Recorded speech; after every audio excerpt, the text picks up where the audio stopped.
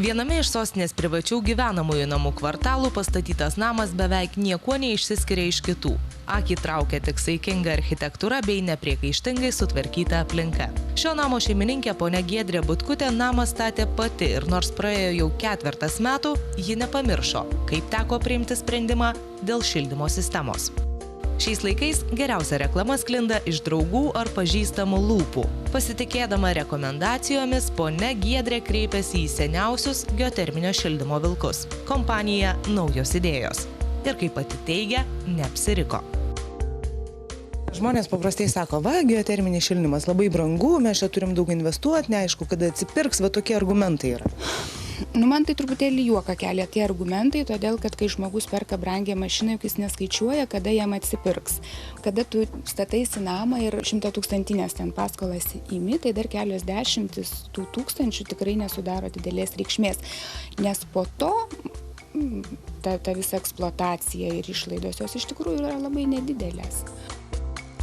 Geoterminiu būdu šildant namus naudojama saulės sukaupta energija žemėje. Žinia, tai vienas iš atsinaujinančių energijos šaltinių.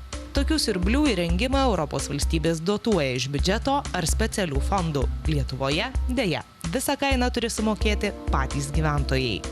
Tačiau šio namo šeimininkė džiaugiasi, kad dabar už 120 kvadratų namą ji moka keliskart mažiau nei už 60 kvadratų butą.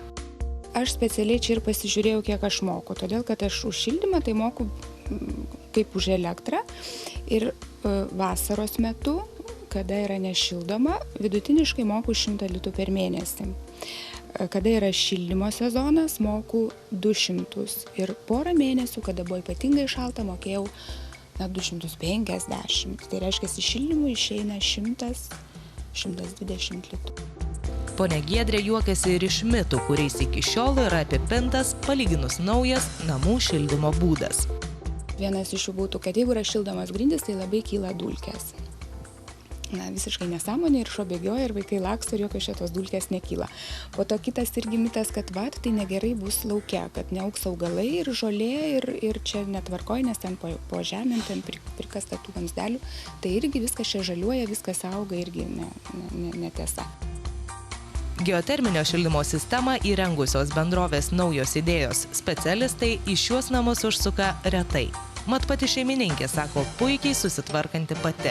Anot jos, prisiminti šildymo sistemą tenka 2 kartus per metus. Rudenį, kuomet reikia įjungti, ir pavasarį, kai šiltesnė saulė priverčia išjungti sistemą.